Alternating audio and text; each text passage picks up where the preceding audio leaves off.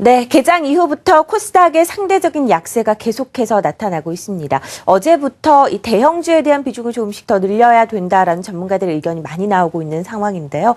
이 코스닥과 코스피 이렇게 상대적으로 좀 디커플링 되고 있는 현상에 따라서 포트폴리오 조정이 필요한 시점이다라는 이야기가 많이 들리고 있기 때문에 유념을 좀 하셔야 될 것 같습니다. 자, 코스닥 시장이 0.7%까지 내리고 있습니다. 541.60포인트 기록하고 있고요. 코스피 지수는 약보합 수준에서 머물고 있습니다. 원달러 환율이 어제 대비 소폭 하락했죠. 어제랑 비슷한 달러당 1,077원 20전대 기록하고 있는 상황이고요. 니케이 지수가 0.6%대 하락, 상해종합지수는 강보합으로 장을 시작을 했습니다. 수급 한번 확인을 해보시죠. 자, 외국인과 기관의 매도가 엇갈리고 있는 상황입니다. 외국인은 코스피 시장에서는 302억 팔고 있고요. 기관이 245억 사고 있죠. 반면에 거의 비슷한 수준의 규모로 코스닥 시장에서 기관이 팔고 있습니다. 코스닥이 최근에 많이 위축되고 있는 것, 기관이 차익 실현 매물이 계속해서 나오고 있는 상황인데요. 207억 가까이 매도하고 있고 외국인도 역시 코스닥 시장에서도 매도입니다. 48억 가까이 팔고 있는 상황입니다. 대형주들의 움직임 살펴보시죠. 삼성전자가 1% 넘게 밀리고 있습니다. 1.4%까지 시간이 지날수록 낙폭을 키우고 있는 상황이고 SK하이닉스가 1%, 오늘 네이버가 4%대의 급락세를 보여주고 있고요. 한국전력 그리고 기아차, 신한지주 모두 상승과 하락을 반복하면서 시총 상위 종목들 대부분 혼조세를 기록하고 있습니다. 네이버 좀 자세하게 살펴보도록 하죠. 오늘 4.5%까지 빠지면서 79만 6천 원까지 내려왔습니다.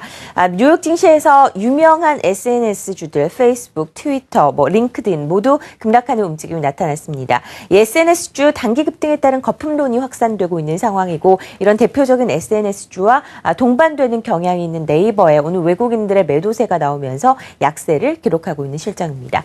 LG화학은 중국에 따른 기대감으로 상승세를 보여주고 있습니다. 최근 4일간 상승세를 보여주고 있죠. 오늘은 상승폭을 더 늘려가면서 3% 이상 오른 25만 5,500원대를 기록하고 있습니다.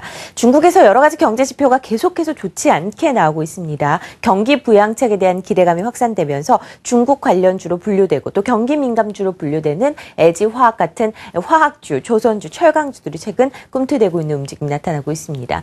현대하이스코도 상승세를 기록을 하고 있죠. 앞서서 말씀드린 것과 비슷한 맥락이긴 하지만 현대하이스코는 차량 경량화의 설비 투자로 수혜를 입을 것으로 예상이 되고 있습니다. 주가가 계속해서 상승세를 보이면서 오늘 52주 신고가 경신을 했습니다. 3.5%까지 오르면서 55,400원대 기록하고 있습니다. 마지막으로 다날 차트 확인해 보시죠.